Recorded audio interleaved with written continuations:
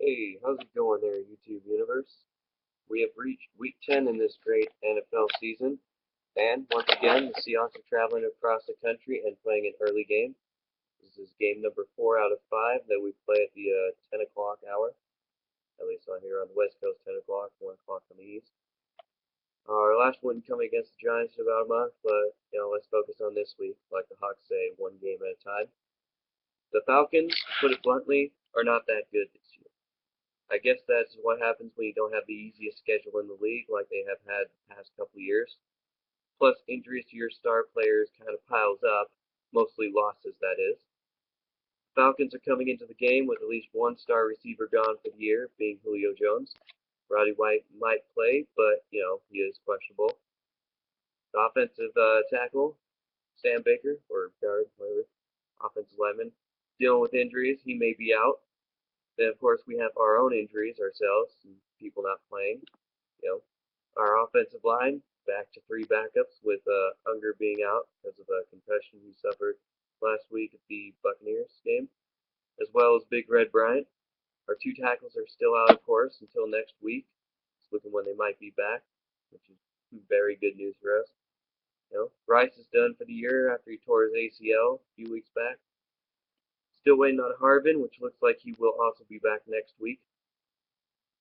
Anyhow, first matchup I got is Matt Ryan versus the Seahawks defense. The last 2 games, Ryan has thrown 7 interceptions, 4 coming against the Cardinals,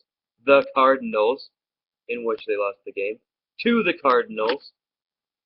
And with the way our ball hawking defense plays, there's a good chance he's going to throw multiple interceptions.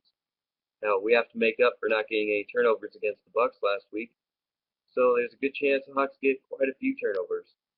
Also, there's a good chance we get to sacking Ryan. Last time we met up in the playoffs, we just could not get to him in the backfield. But seeing how Clemens is healthy, and we have a shitload of pass rushers now, I see him eating turf for a good amount of the game. Second matchup I got is the Falcons running game versus the Hawks defense. The last 2 weeks we have given up back-to-back 200 rushing yards.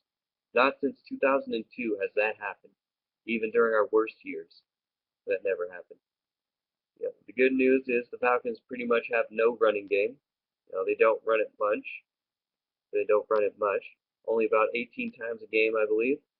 And they don't get that many yards. A league worst 64 yards per game. Their whole offense is pretty much passing, which, because of that, they are like number 2 in the league. Of course, with the way we have been the past 2 weeks defending the run, I'm guessing anything is possible. They could run for 200 yards. Hopefully not. Hopefully not. My third and final matchup is going to be the Seahawks offensive line versus the Atlanta defense. Like I said at the beginning, we got 3 backups playing on the line for us once again. How's that going to affect us?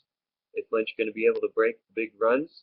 Will Wilson be able to have time in the pocket and not get plastered like he was last week and the few weeks before that? Even though there was never a sack recorded last week against the Bucks, first time all season, Wilson didn't get sacked, by the way, which does show the promise of hope that maybe the tackles are finally playing good. Wilson did get knocked around a bit. There were some hits that would make you cringe. And even if we can't get a running game going, at least we know Wilson can take to the air. Remember, he threw for nearly 400 yards last year against the Falcons in the playoffs because we couldn't get a run game going. In case any of you might have forgotten, unlike me.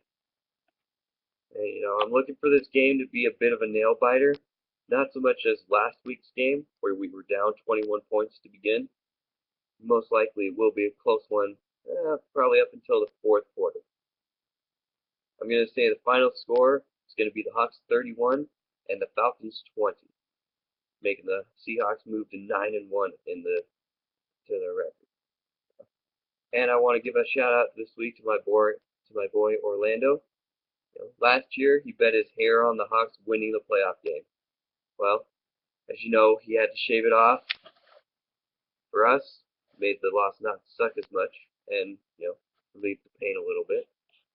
Anyway, that is my prediction for this week. I'll see you next week, YouTube.